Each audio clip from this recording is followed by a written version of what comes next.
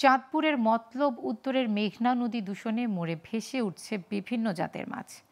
এতে নদী তীর এলাকায় দুর্গন্ধে দূষিত হচ্ছে পরিবেশ। এ কারণে মাছ শূন্য হয়ে যেতে পারে নদী। মৎস্য গবেষণা ইনস্টিটিউটের কর্মকর্তারা বলছেন, বুড়িগঙ্গা ও শীতলক্ষ্যা নদীর তীরে গড়ে ওঠা কলকারখানার দূষিত কেমিক্যালযুক্ত পানি নদীতে ফেলার কারণে অক্সিজেন মাত্রা কমে মাছ সহ জলজ প্রাণী মারা যাচ্ছে। এদিকে নদীর দূষিত পানি পরীক্ষা করে পদক্ষেপ নেওয়ার আশ্বাস জেলা প্রশাসকের।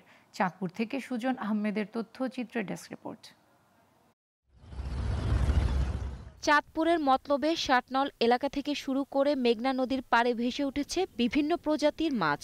কয়েকদিন ধরে দশানি, শাটনল, জেলেপাড়া, বাবুবাজার সহ মেঘনার পাড়ে এমন দৃশ্য দেখা যাচ্ছে। মোড়ে ভেসে উঠেছে এসব মাছ কুড়িয়ে নিচ্ছেন স্থানীয় বাসিন্দারা। এদিকে বিভিন্ন পচা জলজ প্রাণীর দুর্গন্ধে নদী পাড়ের মানুষের জীবন হয়ে উঠেছে দুর্বিষহ। ঘটছে পরিবেশ বিপর্যয় ও ব্যবহারের অনুপযোগী হয়ে পড়ছে নদীর পানি। সাইটনল থেকে একটা সুপুর পর্যন্ত এইখানে কেমিক্যালের পানিটা যখন আসে তখন অনেক সমস্যা। নদীতে কালা দূষিত পানি উজান থেকে আইলে নামার দিকে আইলে পানিটা বিষাক্ত হয়ে গেলে নদীতে মাছগুলা বাইসা ওঠে। এই কদিন ধরে পচা মাছ আইতেছে, কালো পানি মাছগুলা মারা যাইতেছে, পানি দূষিত হইতেছে, মাছ বাইসা আইতেছে। মৎস্য গবেষণা ইনস্টিটিউটের কর্মকর্তাদের দাবি, ঢাকা, মুন্সিগঞ্জ ও নারায়ণগঞ্জের বিভিন্ন কারখানার দূষিত বর্জ্য ফেলায় নদীর পানি দূষিত ও রং পাল্টে যায়। আর অক্সিজেনের মাত্রা কমে যাওয়ায় বিভিন্ন জাতের বড় মাছ, পোনা ও জলজ প্রাণী মরে যাচ্ছে। ইন্ডাস্ট্রিয়াল ইফ্লুয়েন্টের কারণে কোথাও কোথাও বজ্র পরিবেশে সহনশীল মাত্রা না করে, ট্রিটমেন্ট না করে মুক্ত জলাশয় বা নদী নালাতে ছেড়ে দেওয়া হয়, যেটা জলজ পরিবেশের জন্য বিষক্রিয়া সৃষ্টি করে।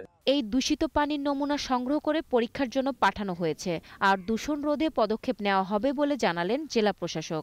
আমরা অলরেডি পরিবেশ অধিদপ্তর, মৎস্য বিভাগ এবং বিএফআরআই সহ আমরা এই জায়গাটাকে পরিদর্শন করেছি যে এই মাছগুলো আসলে নদীর তলদেশের মাছ।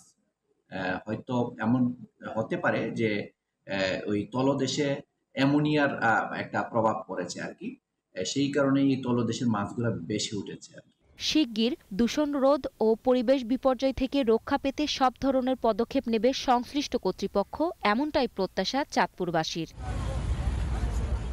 Global television news desk.